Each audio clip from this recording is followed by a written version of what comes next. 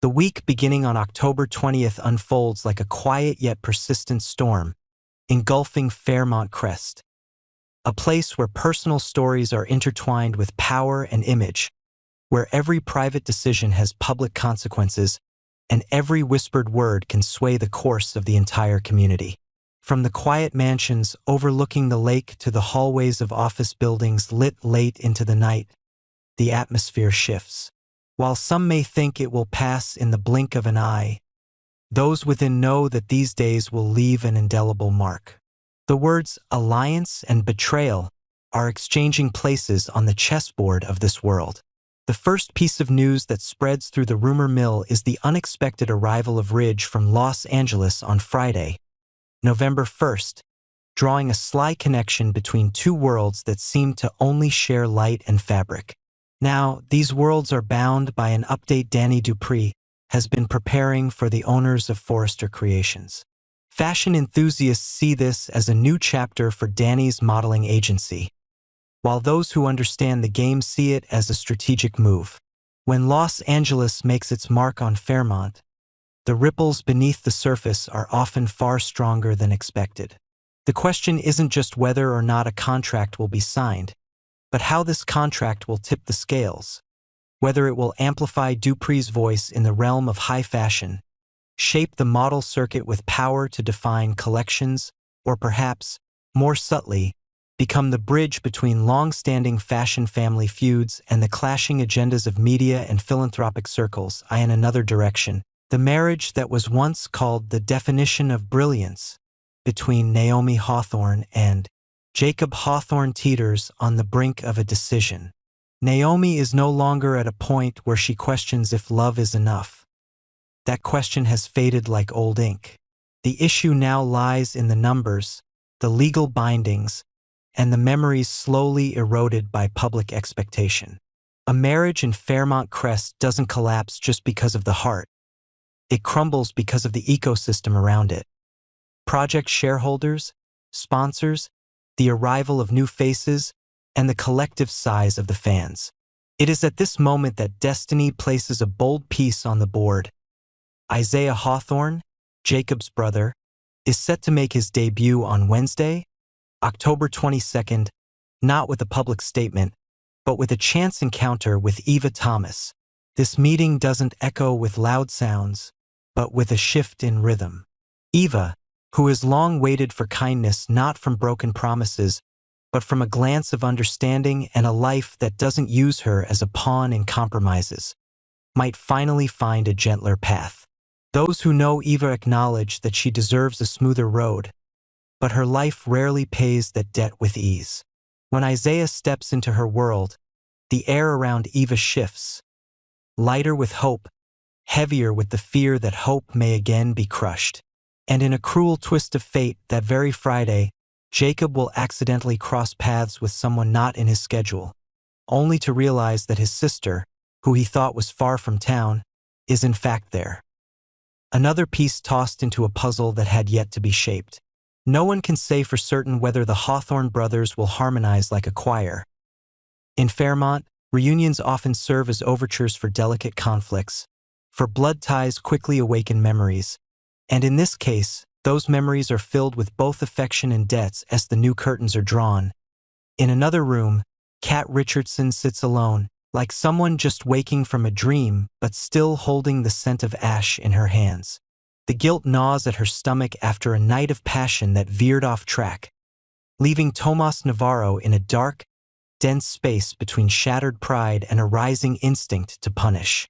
Outsiders would easily call it a mistake, but those familiar with Fairmont's pulse understand that mistakes here are rarely a single fall. They often ring the alarm for a deeper ailment.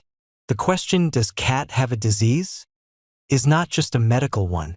It is a question about the sustainability of choices, about the cracks Kat has long compromised with, about a body weary from holding the secrets of a heart. If she is weakening, it could be because her body is reacting to a life that no longer aligns with conscience, or perhaps because another force has found the vulnerability to weave a more insidious scheme. Regardless, it won't remain still. Kat's guilt will draw a path that pulls Tomas, those between them, and eventually, ties to other seemingly independent stories in the city. Outside the casino, amid the parties where the music veils the glances, Joey Armstrong's world is restructuring like a foundation being replaced in the night. Vanessa McBride, a woman who always chooses the right moment as if there's a ticking clock in the gossip stream, decides to challenge Joey. No one is sure if this challenge is a direct hit to his pride, a campaign to reclaim influence, or a warning that what Joey thinks he controls is, in fact, an illusion carefully crafted by others. In the days that follow, Joey makes an unorthodox proposal to the Dupree family. A proposal in Fairmont doesn't necessarily involve rings or flowers. It can be an offer mixing shares, media networks, and voices in the council. For a family like the Duprees, such an offer is alluring because it opens a path for growth, yet dangerous because it could become a leash. In another turn, Vanessa confronts Donnell McBride about his future. The future here is not vague. It's embedded with history, emotional debts, and unfulfilled promises. When two people no longer share the same definition of moving forward, all previous agreements become fragile, and a small crack can quickly turn into a chasm if a third party silently whispers advantages for themselves. Within the Dupree family and those orbiting around them, Nicole Richardson is mixing the colors of a new chapter with Ted Richardson. That door opens softly like the early morning, but right on the threshold is Leslie Thomas, a woman who rarely passes a door without testing its hinges. The question isn't whether Leslie will allow it, because someone like Leslie never allows anything. She fights, pulls, and if necessary, will push everything into dangerous territory to see who dares to hesitate. An attack can erupt from the smallest collision, and the cruel thing here is that wounds are not just counted in flesh. Nicole may have to trade her safety, and the audience knows that Leslie has a history of never backing down when her heart is set on something. Their argument won't stop at exchanged words. It will spark fires that lead Leslie to Anita Dupree, where she will have to apologize for something she isn't even sure if it's worth apologizing for. Is it a crime or a weakness? Meanwhile, Vernon chooses to keep a secret from Anita. A man who chooses silence in the Dupree family is rarely doing so out of cowardice. He's trying to protect a larger structure from collapsing. But silence has its sound and its price. It is often misunderstood, and when the truth comes out, the keeper of the secret is rarely fully forgiven, even if the secret was born out of loyalty. Elsewhere, Chelsea Hamilton, who once thought she was bound by her current role, decides to take control. What kind of control when her space is limited and eyes of surveillance are everywhere? In Fairmont, control often means changing the story about oneself, asking the right person, or pulling a link from the long chain that once kept her in the dark. Allison, who follows like an obsessive habit, may still hover around Chelsea, turning her presence into a suggestion that freedom is never absolute. But Chelsea doesn't turn her back on the shadow. She faces the skewed orbit of her family, watches the budding love between her mother Danny and a younger man, and understands that if she doesn't redefine her position now, history will do it for her in the most brutal way. Conservatives will look at her with suspicion, but some nights, a firm decision is the only antidote to prevent a catastrophe from spiraling. The storm's center of gravity lies with Haley Hamilton, who shows that boldness is not just an instinct but a career honed through traveling across states with Randy Parker, her cousin and scheming partner. Their tactic is simple and cold.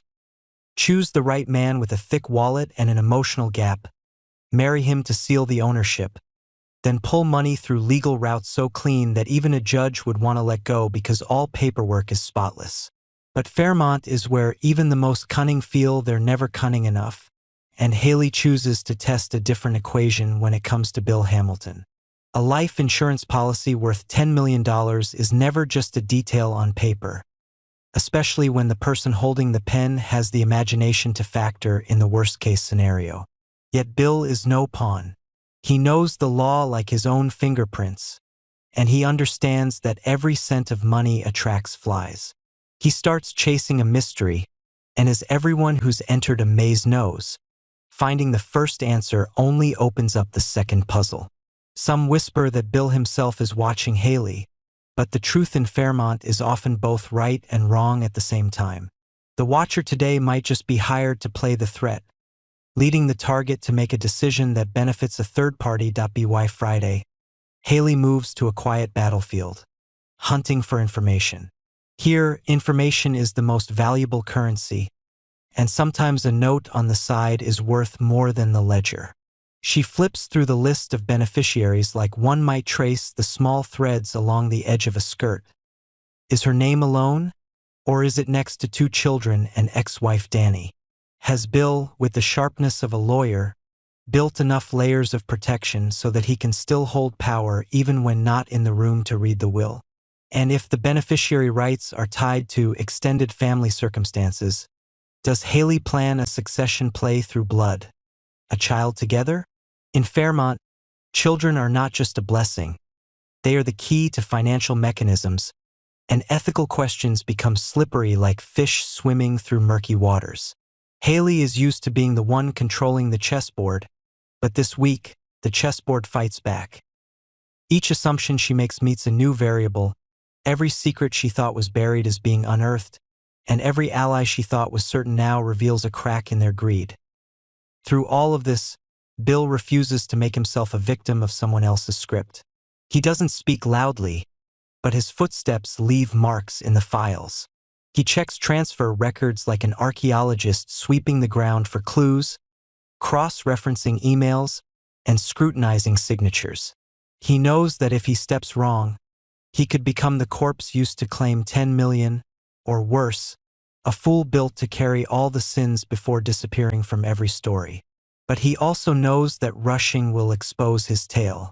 So he chooses patience like the best fisherman, constantly changing the bait to see what the fish really want. A shadow follows him in the parking lot. A car appears more than once in the rearview mirror. A new guard at the office building is too eager to ask questions. All like notes signaling the last song will blare before it dies down. And in the midst of the hunt, Bill wonders if Haley is hunting him, or if both are being pushed by a third party into a song and dance game where only the outsider wins. Leaving the dangerous world of money and blood, Martin Richardson and Bradley Smith enjoy a rare reunion with a touch of peace. They don't flaunt it, because in Fairmont, flaunting a good feeling is like waving a flag inviting fate to tax it. But peace has been tight from the start. June appears beside Tyrell Richardson with some advice like throwing a stone into a still pond. The advice might be sincere or calculating. Here, the motive doesn't matter as much as the impact. Tyrell is someone who has defaulted to standing in the middle, balancing things out, and any whisper can tip the scales. If June pulls Tyrell toward her with arguments about freedom, fairness, or muddled responsibility, cracks will appear exactly where Martin and Smitty are weakest. When the men who thought they understood each other suddenly have to choose between ideals and safety, friendship becomes a door where each one holds a handle, and all it takes is for one to let go, and the door will slam shut with a sound as sharp as an indictment. Back to the fashion line. Ridge's shadow from Los Angeles stretches across all the meetings. Danny prepares her update for Forrester not like someone preparing a presentation. She prepares it like a battle because she knows Ridge's nod could change the revenue structure of the modeling agency, elevating fresh faces to international runways and placing her under the scrutiny of those who don't want to see Dupree's hand on the control lever of this glamorous universe. Ridge's appearance on November 1st is therefore not just a crossover to attract customers. It's a test to see if, beyond a love of fashion, Fairmont has the discipline to pave the way for a long-term alliance, or if it will turn every opportunity into an internal struggle, as they so often do when victory seems just within reach. Jacob, as the family storm intensifies, is forced to reconsider every step. Naomi stands at a crossroads. Isaiah exposes old roads to cracks, and his sister appears like a mirror to the things long forgotten. And so, all legal bindings, influential projects, and promises once written for each other before the camera suddenly become fragile. It is said that love is the story of two people, But in Fairmont, love is always witnessed by so many that, in order to save it, sometimes you must disregard the world. Jacob has never been good at disregarding. He was born to navigate, to negotiate, to maintain harmony in a house of strong personalities. But this week, he learns the lesson every lover must learn. Negotiating with the heart is impossible, and the smarter you are, the more likely you are to lose, because the heart doesn't understand the language of interests. Eva, alongside a growing tenderness, faces the harshest test. Does she have the courage to untangle her ties with Tomas, both a memory and a shackle, to see if another path can truly open, or will she do what so many in Fairmont do? Cling to what's familiar because they fear the darkness of the future? Her encounter with Isaiah is like a window slightly ajar, and standing before that window is always cold. The wind may be clean, it may also be sharp. Nicole and Ted, in the end, can no longer ignore Leslie's shadow. They understand that the new chapter only deserves to survive if it survives its first tests. The argument explodes. Leslie's apology to Anita will be like an olive branch or like a cloth covering a sharp knife. That depends on the secret Vernon is keeping. If that secret can save one person in exchange for another's trust, Fairmont will have another story of doing right the wrong way. And when the truth chooses its moment to be revealed, the Dupree family will have to decide whether they want to protect their image or protect each other, because those two things rarely align. Chelsea, although surrounded, understands one truth: a victim who actively breaks the script of their attacker by rewriting the ending. She doesn't need to win every game. She just needs to win the defining game. If Allison continues to cling, Chelsea will turn that shadow into evidence. If anyone tries to use Danny's love story as an excuse to push her down, she will turn the story into a discussion about respect, autonomy, and the limits that society pretends not to see in women who love late, love differently, or love without asking for permission. In Fairmont, the last one standing is rarely the loudest. It is the one who knows when to tighten and when to let go. And Haley, the sharpest blade of the week, must decide whether she wants to cut the string in two or cut into her own hand. A new plan always brings with it a new probability of failure. If she pushes Bill too far, she will bump into the biases of the system, where society is ready to believe that the deceived man is the unfortunate fool, and the woman scheming is the witch to be burned. But if she hesitates, she will lose the identity she's built with guts. People like Haley often live with one foot on the wire. Ironically, the thinner the wire, the more she feels she is in the right place. As the clock moves through the final days of this period, Fairmont Crest stands like a stage that has set up all its props.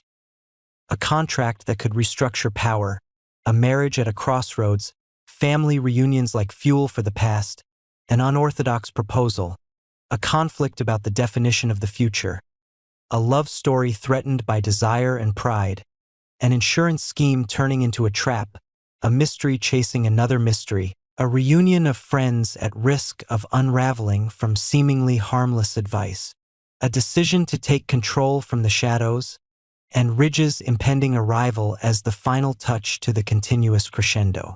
The commentators have already begun drafting their predictions, but in Fairmont, predictions are just a way for fate to smile. The week from October 20th to November 1st asks no one if they are ready. It simply rolls on, and once it's past, it will leave deep tire tracks in each character. Who chooses to resist, who chooses to dodge, who chooses to follow. Every choice comes at a price, and the bill will come in its own way. The only thing certain is that no one walks out of this period the same way they walked in, because once again, Fairmont Crest proves an old truth. Secrets are only powerful when they are hidden, and when they are brought to light, the most frightening thing is not the truth itself, but what people will do with it.